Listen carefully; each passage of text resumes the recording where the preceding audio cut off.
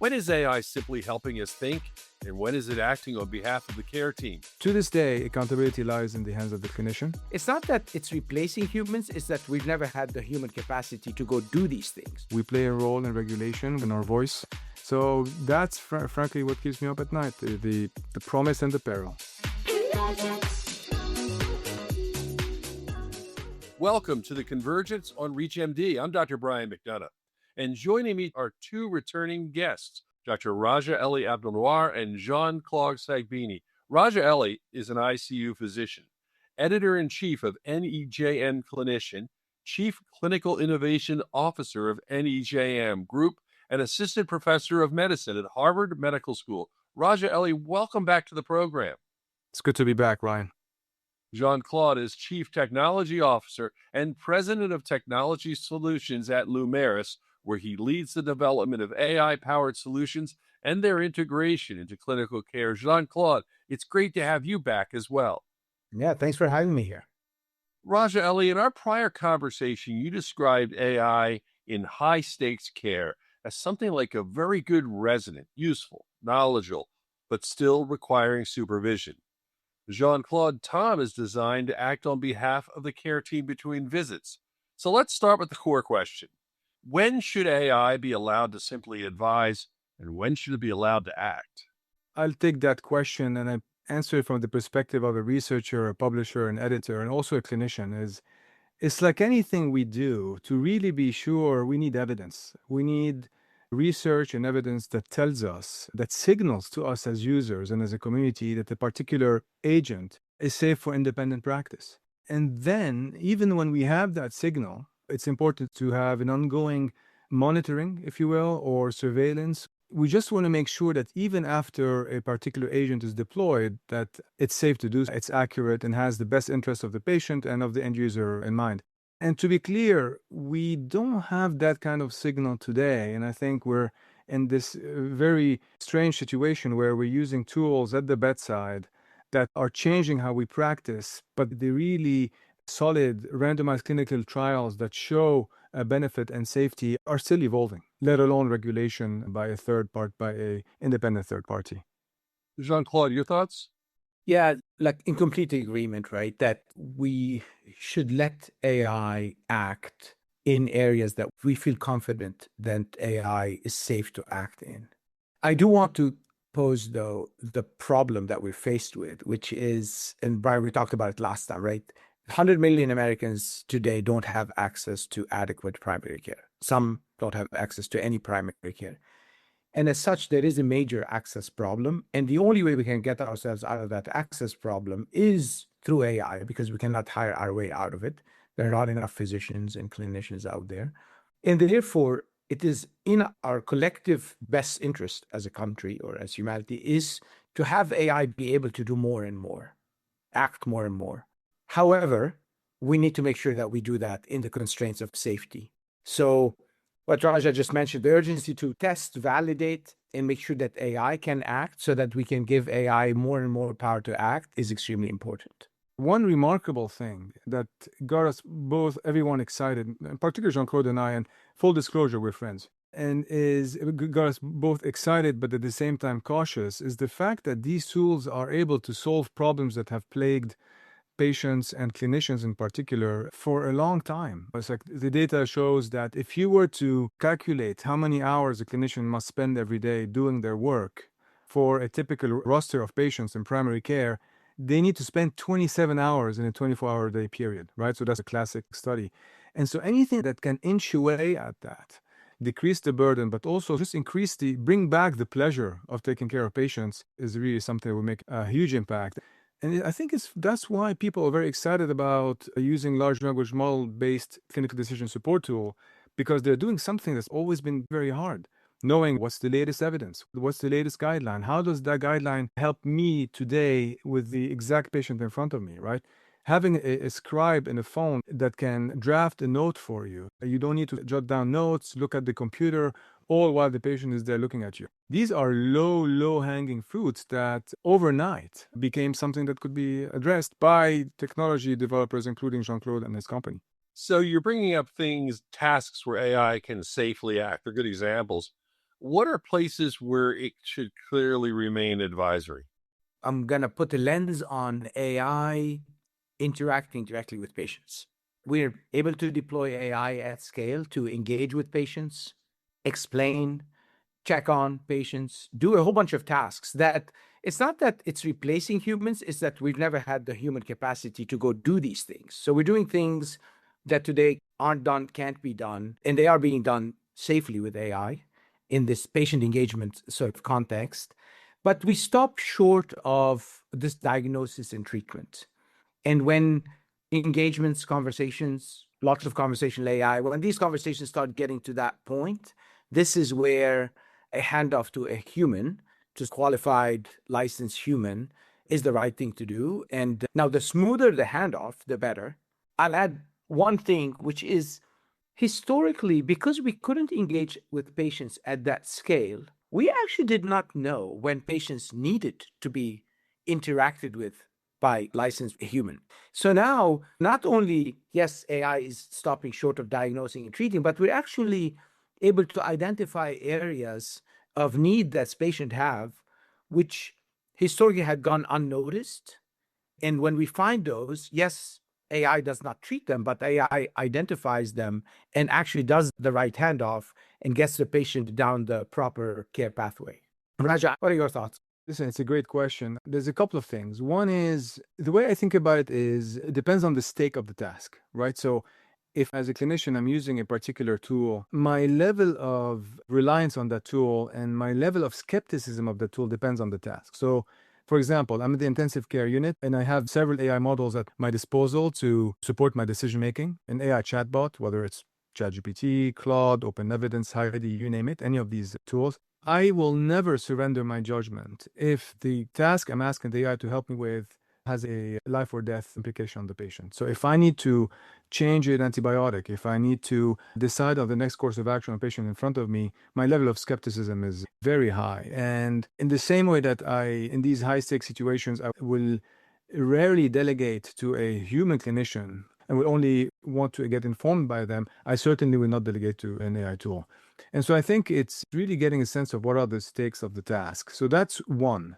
And I think one good thing that technology companies are doing is I think they're sensing this and are starting with, okay, what are the low stake tasks, but also high impact tasks that we should address first. And I'll let Jean-Claude, I would love to hear from him, how do they approach this? And the second thing is there's data that's showing that humans are very vulnerable to the fluency trap. The thing about these tools is that they sure sound like they know what they're talking about, right? They sound like experts. And when something sounds like an expert, you're much more likely to believe it than if it doesn't. And especially that these tools, especially the great ones out there, are designed to please us and they will never fight our instinct. And so when you're working with a tool like that, the likelihood that you'll defer your judgment to them is high. And there's recent papers that show that if you instill an AI with subtle errors, humans won't detect it because if it sounds an expert, so I believe it. So the challenge for clinicians is how not to fall for that trap. And I think there's some training that needs to be done on us, on clinicians, on making sure we don't fall for that fluency trap. But I'd love to hear from Jean-Claude, is there something that could be done on the technology side to signal to clinicians and patients that, hey, I may sound like an expert, but I'm not. Don't believe me fully. Make sure you ask your doctor first. So Jean-Claude, when you build an agent like Tom, have you worked things like this into it, those kind of thoughts that AI wants to really please us? Yeah. So there are two about Tom in this concept of primary care as a service. Like there are two areas that this agentic experience of Tom represents itself. One is patient facing, one is clinician facing. On the clinician facing side, one is it's always important to actually signal that this is a recommendation coming from an agentic framework, that AI is involved. Because physicians read, all clinicians read information all the time in EHR, whatever it is. And the fact that this information was generated by AI versus human curated and written is extremely important. I think the other important thing is the reference to the information, because sometimes it may be correct, may be incorrect, but actually regardless, where the information was derived from is extremely important, such that you give the opportunity to, when there is doubt, to that action not be a multi-hour action of trying to go figure out where that is, and be able to, now that we talk about workflow, from within workflow, be able to very quickly get to the supporting evidence as to why a particular recommendation was made. The keyword is recommendation, right? Because we're still not making AI diagnose and treat versus clinic decision support the clinician. So that's on the physician side. So again, always stating it's AI, always referencing it back. On the patient side, we've been actually extremely successful at the guardrails. So when we think about our world, we think about it in guidelines and guardrails. Guidelines are what agents should be able to do within the scope of the task. Guardrails are the no cross lines. And although an unbounded experience with any AI, you name it, large language model, gives you this feeling of the LLM is wants to answer the question for you, cannot help itself but give you an answer. In the frameworks that we're building, we're being very successful at putting the guardrails such that when you start hitting the line that should not be crossed, the LLMs are actually stopping and not crossing that line. The agents, right? They're stopping and not crossing that line. But then to test that, you have to test it at scale. Actually, you have to use AI to test AI with sort of millions of interactions to make sure that your agents are staying true to this not crossing of the guardrail. So, Raja-Elie, when a model gives a recommendation, what should a physician be able to inspect? The source, the reasoning, the confidence level, the guideline basis, patient-specific data? Is it all of these things? What's your thought? Depends on the question, but I wholly agree with what Jean-Claude is saying. Listen, in my mind, I've always approached trusting an agent with it, trusting a tool based on three things. One is the effectiveness or the accuracy of a particular tool. How good is that tool in doing something? The second thing is transparency. Is the agent able to show their work? Are they transparent in how they got to where they are? And this is where the ability to cite or to point a user in the direction of the evidence and tell them, this is why I'm making this recommendation, this is where I got this information from, is essential. And frankly, is one of the reasons why, the New England Journal of Medicine has, as a group, decided that when the majority of US clinicians and millions of patients are using tools to address health-related questions, we need to make sure for our mission that these tools are grounded in the best information, that they can point to trusted information, which is why you would see NEJM and NEJM-related content in a lot of these tools. And then the third piece is accountability. I'd love my tool. I'd love to know that the tool I'm using is great. I'd love to know that it can give me recommendations. But what I really want to know is, does it have my best interest in mind? And that it's not going to harm me. So do no harm and do good. And it's very hard if an agent cannot be by definition, a piece of software cannot be by definition have an incentive.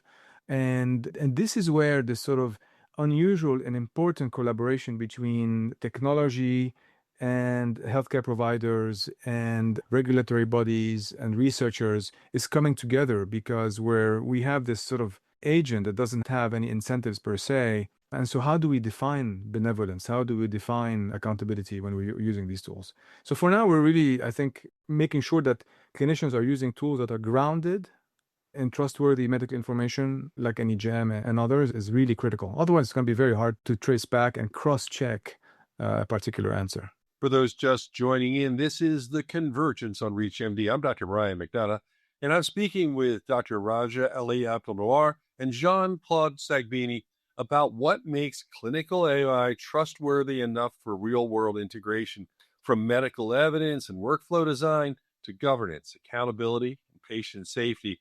And that does drive us into even a more detailed conversation. For instance, Jean-Claude, in Tom episode we had, you described guardrails, and you brought them up again today around not diagnosing and not treating. But how do these guardrails actually work in practice thus far from your experience? So let me define what guardrails look like, right? Some guardrails are clinical guardrails. Some guardrails are personality guardrails of an agent that you create, where you want the agent to behave in a certain way and not do. And some guardrails are regulatory guardrails. They're not necessarily clinical, but in the way I'm going to talk about how they implement it, maybe how they implement, how they test it, right? So the way we implement them is they're also written in the same language that we speak to LLMs with. except that we give them a higher sort of order of priority. I'll give examples of those. That guardrail is you'll not have a conversation without identifying that you are an AI agent. That's a very strict guardrail to impersonate a human. Another one is the one I gave earlier, which is a patient wants to change their medication. You don't prescribe medication, you don't change medication. So we write them with this higher order of importance within the agent framework. And then what we do is, in order to validate that they work, we have to test them at scale through effectively brute force trying to break them. Like LLMs, by definition, and their behavior is non-deterministic, right? You had that experience where no question gets the same answer twice if you ask it. So this non-deterministic nature, therefore, needs to be tested through probabilistic sort of mechanisms. And the way to do that, we have the power of compute. So we then run at them extreme computation trying to break them. And then we react to where we are finding loopholes and then do it again until we get to effectively an agent whose guardrails are unbreakable. Yeah, I think of this all the time when I'm working in clinical setting. And it really comes down to who should be accountable when an AI supported workflow fails. It was easy when it was just me working, making a decision. Boy, if I failed, I blame myself. But now you've got health systems, you got vendors, you got model developers, or a combination of all. Like, where would the accountability lie? Is it still with the physician? I'm not an expert in that area, but I've read enough and I've listened to experts. And the key thing here is that to this day, accountability lies in the hands of the clinician. And the basics remain, which is to really make sure that harm doesn't happen to the patient. So that's the critical. And then number two is to always keep in mind the standard of care. And whatever tool we're using as clinicians, we need to do no harm and we need to keep in mind the standard of care, which is why it still matters. We need to know the guidelines. We need to know the standards of care in the areas that we use. AI is there to inform, to make things a little bit easier, give us more time to do other things. But at the end of the day, the decision is ours. And Brian, again, as a clinician, I take full responsibility for any decision that I make, whether it's informed by AI or a resident or even a consultant that I've called onto my team. So with that in mind, and I know New England Journal of Medicine, for instance, is doing a great job helping physicians make decisions and become aware, but like, how should a hospital or a practice leader evaluate an AI tool before deployment? Yeah, where do you go? What direction? And how do you learn? Because it's such a sharp learning curve. What do we do? The jury's out there. And the way I think about it is there are two arms. There's the making sure that the human is ready to use AI. What are the competencies of today's clinician in using AI? What is the baseline AI literacy that the clinician must have before using AI? Because as anyone who's used any of these tools, and God knows I use it all the time, a single twist in the prompt can make or break an answer. Which tool to use and when, so on and so forth. So there's a fair amount of AI literacy that's required. And second, there is due diligence by the health systems when they're thinking of implementing an AI tool in a particular system. And that is, again, if I come back to accountability, transparency, and accuracy, is that the health systems need to look at all three. Is there evidence behind the particular efficacy or safety of a particular tool? Is there peer-reviewed research or the randomized clinical trial? Do the developers have model cards that they can support how the data was trained? A tool could be absolutely fantastic, but it's been all trained from patients in Scandinavia and therefore does not apply for the rural population in Atlanta, for example. And so there's that. And then transparency, again, looking at the model card, is baked in the tool some elements that provide transparency. Does the model show its reasoning when you ask it? Does it cite references? And for benevolence, if you think about the pharmaceutical industry or even medical licensing, health systems benefit from third parties that can say, this tool is FDA approved. This clinician is board certified. We don't have that in medical AI. And so that determination of accountability, unfortunately, is something that health systems and clinicians need to be on the lookout for, sometimes making their own judgment calls. But we, NEJM and others, are really thinking about this and trying to see there's a gap, there's a trust gap. And how do we fill that trust gap in a world where the models are not only changing all the time, but just like Jean-Claude was saying, you can ask the same model the same question twice, it's going to give you a different answer. The title of this program is The Convergence. And I was really excited having the two of you together because you have a healthcare technology builder, you have a physician editor working together.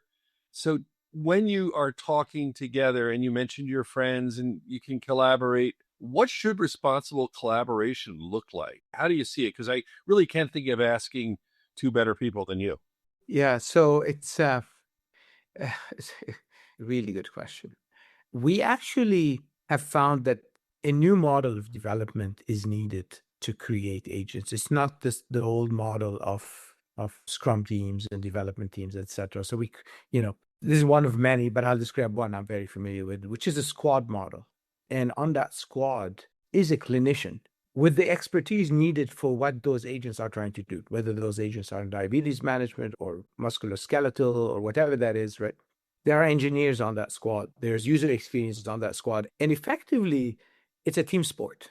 So the AI development now is a true team sport because you need to cover so much in what is ultimately just software. At the end of the day, you're writing code, right? Doesn't matter how you write the code, you're still writing code.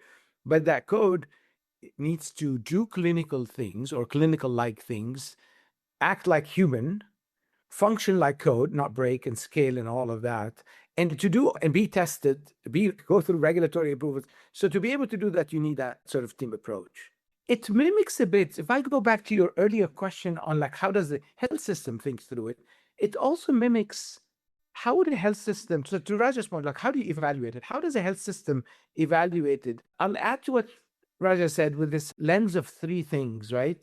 One is, does the AI do its job, right? Does it function? And you need to both validate the company that developed it as well as the it. Does it accomplish the task, right? And each agent has a specific scope that it should be able to function within.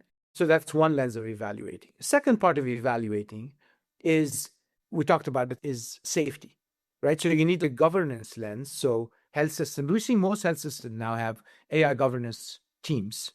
And these teams are tasked with governing that AI is going to be deployed safely, can be checked, can be validated, and so on. And then the companies that are building it are going through these. These are the two lenses. The third lens, it's not a technical lens. The third lens is a change management lens. What would it take to input that AI in a workflow? Who needs to do what? Who needs to change their behavior? Who needs to be trained? The less retrained, the lower the bar in change management, the more successful you're going to be. So then if you then take, that's a macro view of a health system. In the micro view of the developers of agents, they need to have these things in mind. Can I make it function clinically in software, etc.? Will it pass validation, regulatory, and all of these things? And will this agent be an acceptable agent in workflows that exist today? And what's the hurdle to get those agents to be accepted? Raja, I want you to jump in too, because what I'm getting from this is we hear so much hype about AI. We fear so many things. This is what all the stories are being covered and people are talking about. But what you're really talking about is the reality and breaking it down and figuring out how to use this logically. So, Raja, what do you think? Yeah, I love your reflection on the title of the podcast, Convergence. And it does reflect when Jean-Claude and I started talking about this. And again, full disclosure, Jean-Claude and I have worked together for a little bit over a year ago. And thinking about there's something generational here. For a long time, I consider myself a technologist. I love technology. You can see a bunch of like tech-related nerd, what you call these, like aficionados, but gaming paraphernalia. But it's coding and software development has always been a little bit out of reach. And I've always appreciated AI and thought about it. But there was something about these large language models, these tools. I think the genius is actually not only in the model itself, but in the developers that built a wrapper around it, these apps that made it so available that all of a sudden the skill gap narrowed. And so now you have these experts in their areas, and like, am I the uber expert? No, but I do know a fair amount in my particular area. All of a sudden, I can use a tool, I can code, I can do things that were very hard for me to do, but I can also see where it's good and where it's bad at. And in early conversation with Jean-Claude, we came to the same conclusion. Jean-Claude is also a technologist that has a very deep and sound understanding of healthcare and healthcare delivery. And so that's the type of synergy that is happening all around us. And for us, a clear example is how the NEJM, a 200 plus year old institution, is now recognizing that we need to partner with technology and for the benefit of the clinicians and the benefits of the patients. There's a new actor on the block here that is, whether we want it or not, an important new nexus of information, a co-clinician, co-scientist, co-pilot that we need to work with. And so that convergence of skills is, you're absolutely right. It gets me, I'm very excited because I love the technology, I love medicine, I love science, and I'm mission driven. And so it's a good moment to be there. And it's where one question that keeps coming up is, what's the future of clinicians? What's the future of skill, of expertise? And I think one thing that's been clear to me is that expertise is more important than ever. The ability to know when a particular area tool is going off the rails or being effective, that requires expertise. And there is no shortcut to experience and learning.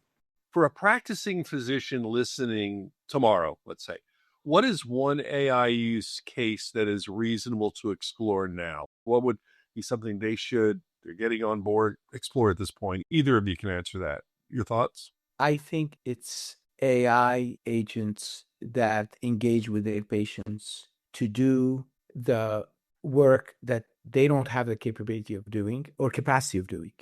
To Raja's early point on the 27 hours a day that the primary care physician needs to manage their panel of patients, it's using AI agents to engage with these patients.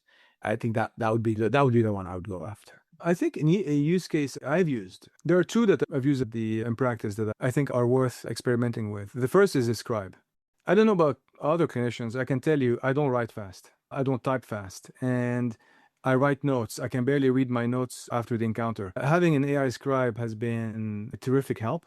And this is one use case where data is evolving. We have some pretty good randomized clinical trials, which is very interesting because when you look at how many minutes you gain in terms of efficiency, barely a minute or two per encounter, not much. But despite that, the vast majority of clinicians, when you look at their wellness metrics, how happy do they feel about using them, it's off the charts. And so clinicians are really happy about using them, even though it's not necessarily shaving off tons of time of their workflow. So there's something that these scribes are doing that's making clinicians happier.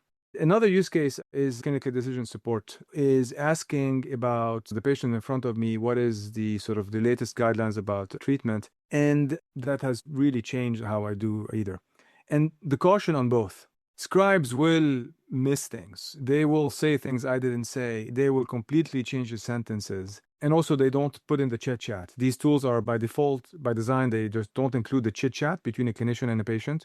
And so if chit-chat is important for you, chit-chat meaning, hey, how's your neighbor? How's your family member? How's your cat? How's your dog?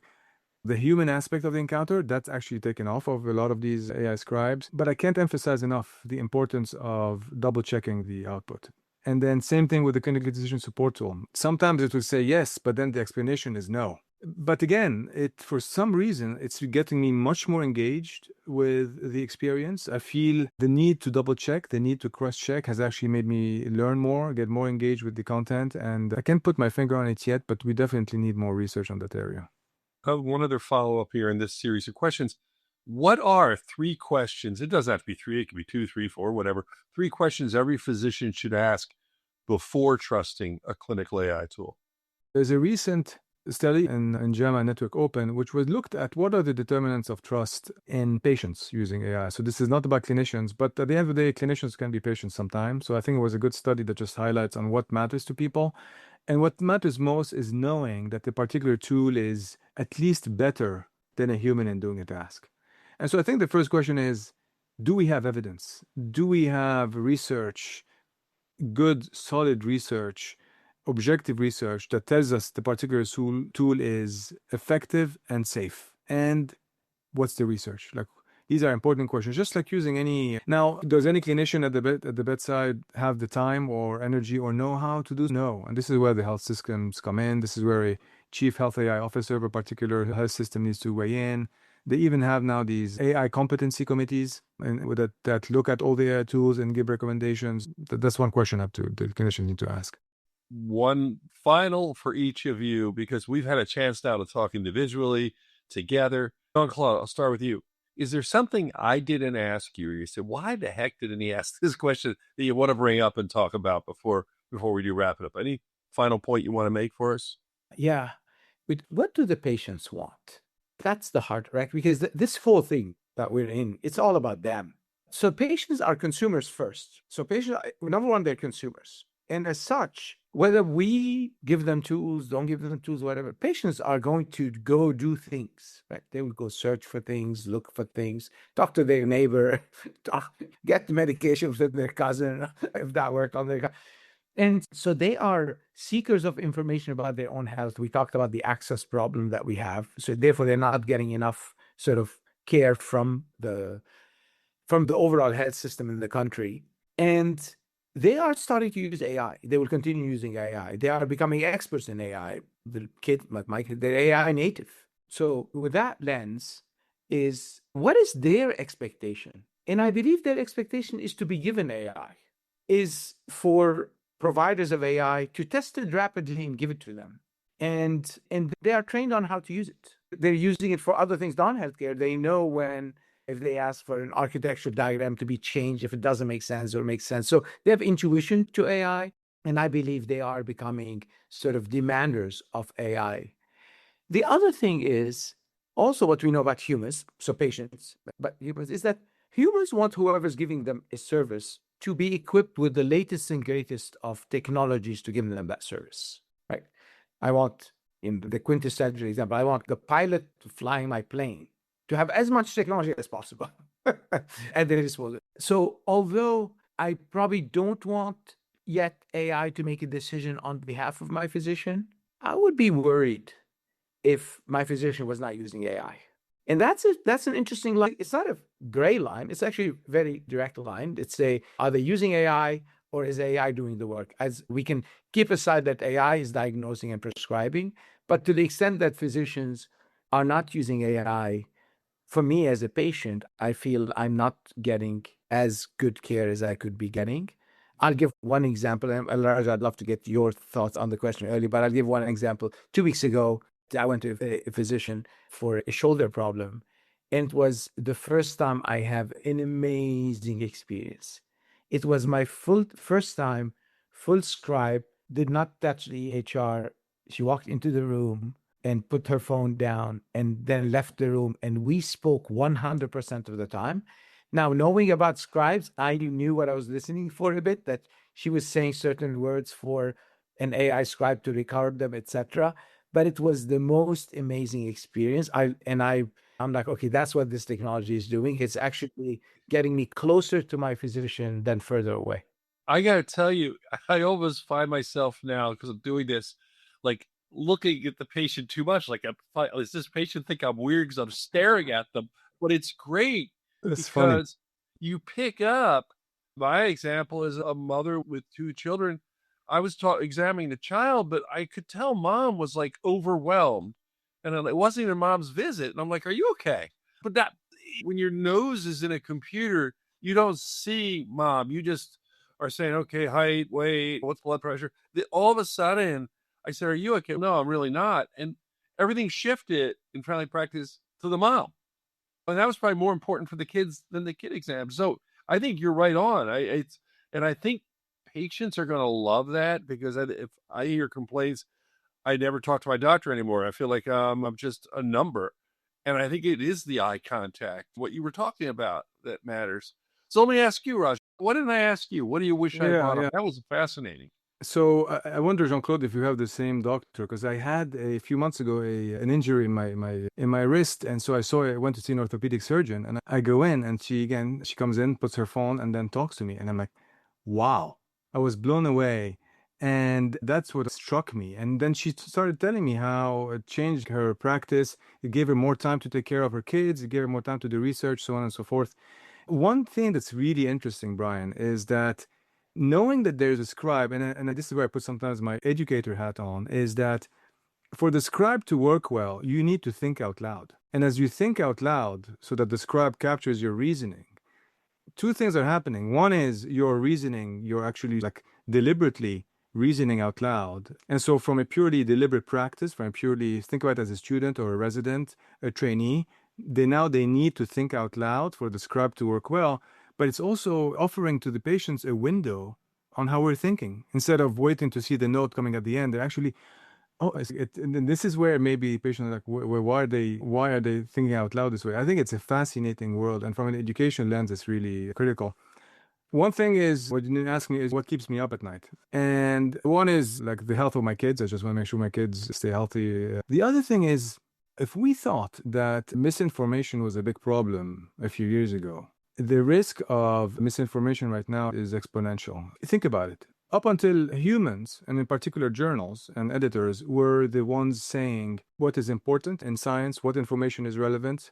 Editors were writing about it, and then editors were publishing about it, right? Brian, what you're doing in your podcast, you're selecting the topics, you're having the conversations, you're disseminating it. But then social media comes in, and you have these algorithms that are deciding what people should watch and should not watch. When you pull up your phone, it's not a well-meaning editor that's telling you what to look at. And so that step has become taken by an agent. And now you have tools that can actually write the content for you, even make it do videos for you. So what keeps me up at night is that the health of our information ecosystem more broadly, but including health information, is at risk of being taken over completely by software, by code, whose incentives are very different than mine. Mine being taking care of patients and making sure the physicians do their job well. And that's what keeps me up at night. And that's what wants me to make sure that there's always an editor in the loop, right? We make sure that they all have our content so they can ground their information in our content. We solicit the best research out there on these tools. We play a role in regulation. We play a role in our voice. So that's frankly what keeps me up at night, the promise and the peril. Wow, that's a great place to leave it. I want to thank my guests, Dr. Raja-Elie Abdulnour and Jean-Claude Saghbini, for joining me to help clarify what trust should mean as clinical AI moves from answering questions to participating in care workflows. Raja-Elie, Jean-Claude, it was fascinating having both of you back on the program. This was a lot of fun, and we really talked about some critical issues. Thanks, both of you. Thank you, Brian. Thanks, Brian. For ReachMD, I'm Dr. Brian McDonough. To access this and other episodes in our series, visit The Convergence on ReachMD.com, where you can be part of the knowledge. Thank you for listening.